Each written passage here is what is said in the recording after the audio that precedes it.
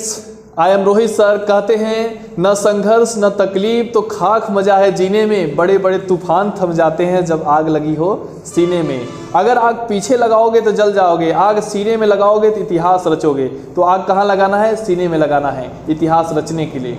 तो बहुत लोग इतिहास रटने में लगे हैं, बहुत लोग इतिहास रचने में लगे हैं। तो आप क्या कर रहे हैं? इतिहास रटने में लगे हैं कि इतिहास रचने में लगे हैं? आइए हम बहुत ही शानदार प्रयोग पढ़ाने जा रहे हैं और देखते हैं और समझने का प्रयास करते हैं। जैसा कि मैं यहाँ पहले से लिखा हूँ, will have to oblique shall have to. यदि सब्जेक्ट आई और बी हो तो हम किसका यूज करेंगे my dear friends? Shall have to का।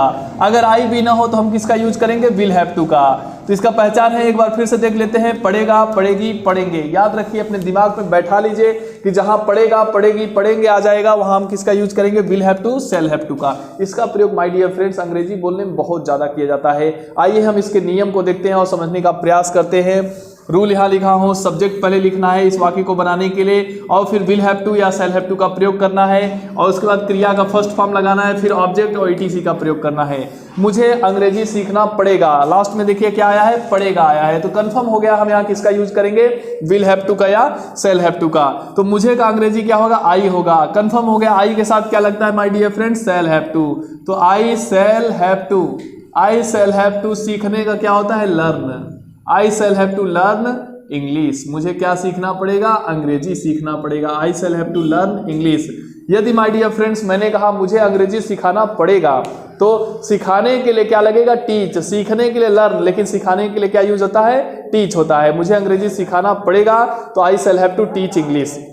आइए दूसरा उदाहरण देखते हैं और समझने का प्रयास करते हैं। उसे सुबह में जल्दी उठना पड़ेगा। उसे के लिए माय डियर फ्रेंड्स क्या यूज करेंगे? ही। और ही के साथ सहायक क्रिया हम क्या लगाएंगे? Will have to. He will have to क्या लगाएंगे? Early. He will have to get up early in the morning. He will have to get up early in the morning. उसे सुबह में जल्दी उठना पड़ेगा तो क्या बोलेंगे my dear friends? He will have to get up early in the morning. तीसरा उदाहरण देखते हैं। हमें चुनाव लड़ना पड़ेगा। तो हमें के लिए माय डियर फ्रेंड्स क्या यूज करेंगे? वी। और वी के साथ हम सहायक क्रिया क्या लगाएंगे? Shall have to. जैसा कि मैं पहले ही बताया हूं, आई और वी के साथ क्या यूज होता है? Shall have to. और बाकी अन्य कर्ताओं के साथ विल हैव टू का प्रयोग होता है। तो वी शैल हैव टू। और चुनाव लड़ने के लिए माय डियर फ्रेंड्स क्या यूज होता है? Contest. We shall have to contest election. We shall have to contest election. हमें चुनाव लड़ना पड़ेगा तो we shall have to contest election. जैसे उसे नाचना पड़ेगा, he will have to dance.